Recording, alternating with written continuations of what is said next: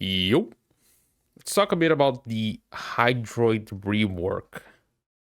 This is gonna be something really good. Really good. I've made a video, I think maybe 2 weeks ago or something, talking about the Abyss of the Gaff, what I was expecting. I made a version in Portuguese, and I actually recorded stuff for English, but I was using OBS and there was something messed up with my audio. And so I ended up not posting it. And what I actually said was that the most likely skill they would change would be Undertow, but I was a little bit unsure if they would really touch Undertow because it's, even though it's a piece of crap, it's one of the abilities that you think when you think about a Hydroid. It's that Pilfering Swarm and I think Undertow. That at least it's what comes to my mind. And I thought they would change that, and I also talked of something related to the first ability having some kind of armor strip. I'm actually kind of surprised how accurate that ended up being. Not how I imagined, but it is all for the good, the greater good. Now, it's just kind of crazy to think about the things that they're gonna do. Like passive, where your your freaking corrosive procs are gonna armor strip again. That's kind of crazy.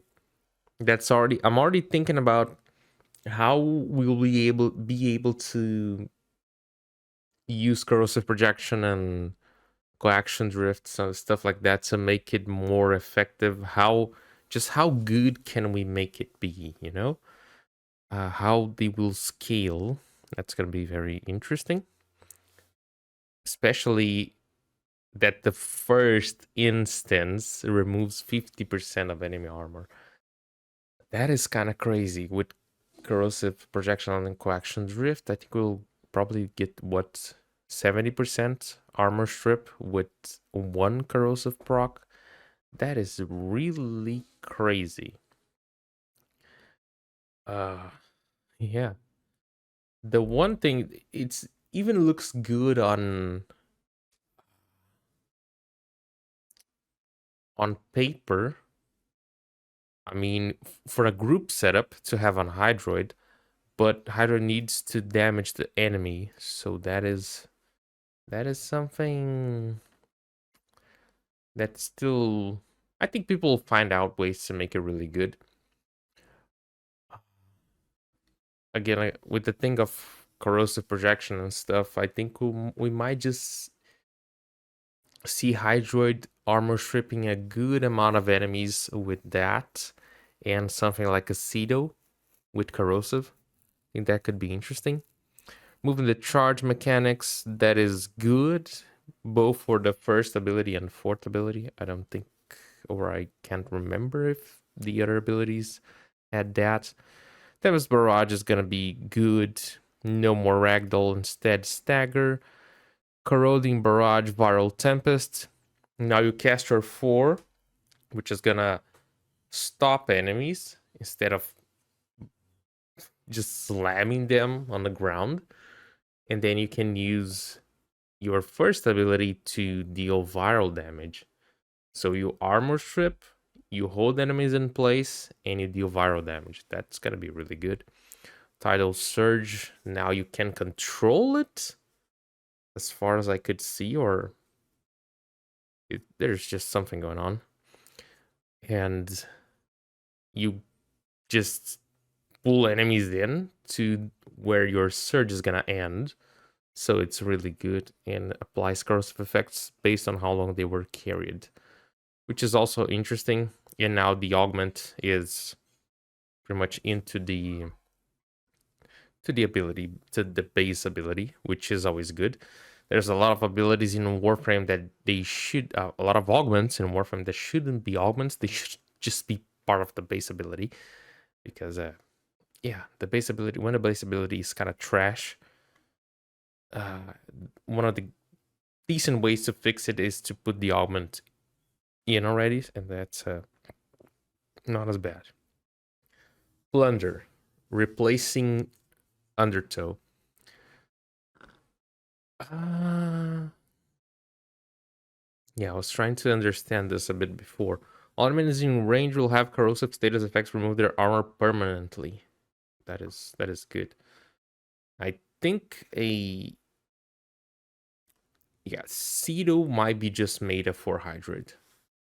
Use the secondary fire, just prime everyone with corrosive, and then use plunder. And then we'll have the curative Undertow is gonna be browsing plunder to heal Hydroid and allies. That's gonna be interesting. Hydroid is gonna be very, very interesting. And Tentacle Swarm will hold instead of that. Yeah. October 18th. That is a little bit over 2 weeks from now. This is looking really good, I have to say. It's looking really good. But then we gotta think of it. How meta is gonna be Hydroid? I think he's gonna be much better than what he is now. And actually, if people make good builds for him, he might be... How close to Korra is hard to say. But we'll have a Warframe that can hold enemies and kill them without as much spamming. Because we're gonna be armor stripping, holding enemies in place, potentially killing them with either the first ability or the fourth ability, which is great. And Korra has to put the domes. Of course, Hydroid has to put the tentacles. But with Korra, you put the domes and you have to keep pressing one all the time. Maybe if Hydroid is able to press 4 and press 1 and just manage those over the time, we might see a slight shift towards Hydroid. Not that it's gonna be people are gonna stop using Korra, probably not, but it's gonna be very interesting to see that, to see a slight turn towards Hydroid, because I think it just has potential, especially now dealing corrosive damage and armor stripping. Armor stripping with corrosive, it just sounds so freaking good. And think about it for the duels. Duels now are gonna be kind of crazy. Not even duels. Maybe just thinking about more people in the group with corrosive projection. The more you have, that the more awesome it's gonna look and it's gonna feel, because the armor strip is gonna be insane now. It's also interesting to see how much the game is leaning towards armor strip every time. You know, they're releasing more stuff towards armor strip. It seems like armor strip is a good way to deal with things in the game.